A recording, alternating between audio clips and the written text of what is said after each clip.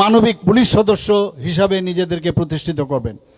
আমি আনন্দের সঙ্গে জানাচ্ছি যে রাজ্য সরকারের অনুমোদিত 218 জন সাব ইন্সপেক্টর নিয়োগের প্রক্রিয়া খুব শীঘ্রই শুরু হবে।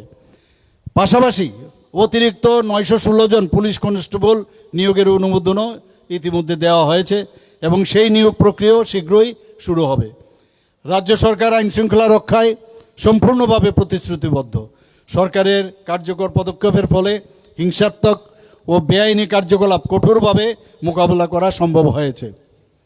সাইবার সংক্রান্ত অপরাধ দমনে জনসচেতনতামূলক কর্মসূচির গ্রহণ করা হয়েছে।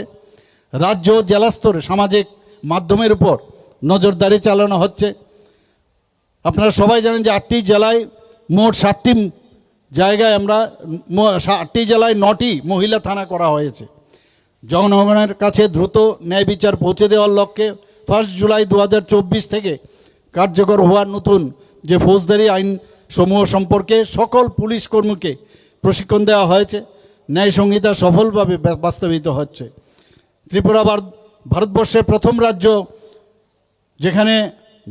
যেখানে আমরা 10 থেকে 14 সেপ্টেম্বর 2025 পর্যন্ত আগরতলা হাপানি আন্তর্জাতিক মেলা কেন্দ্রে ন্যায় সংহিতা প্রদর্শনীর আয়োজন করেছি।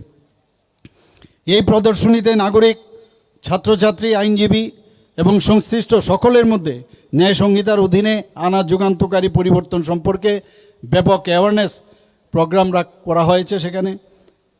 এখানে যারা আজকে উপস্থিত হয়েছেন আপনারা জানেন যে জীবনে নতুন অধ্যায়ে আপনারা প্রবেশ করতে চলেছেন এবং আপনাদের যে সততা, নিষ্ঠা, মানবিকতা ও পেশাদারিত্ব ত্রিপুরা পুলিশের ভাবমূর্তিকে আরও উজ্জ্বল করবে।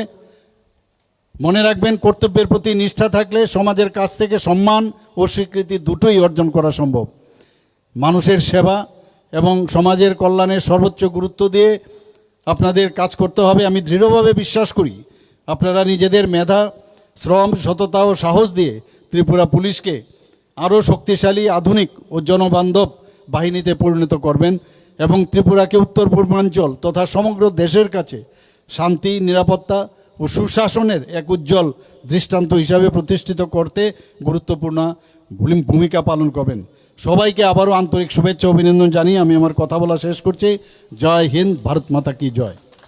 এতক্ষণ মূল্যবান আশীর্বাণী প্রদান করলেন আজকের অনুষ্ঠানের প্রধান অতিথি তথা ত্রিপুরার মাননীয় মুখ্যমন্ত্রী প্রফেসর ডক্টর মানিক সাহা মহোদয়।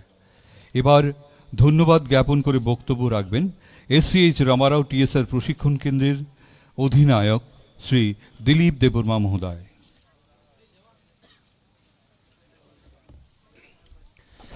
নমস্কার। আজকের অনুষ্ঠানের উপস্থিত প্রধান অতিথি রাজ্যের মাননীয় মুখ্য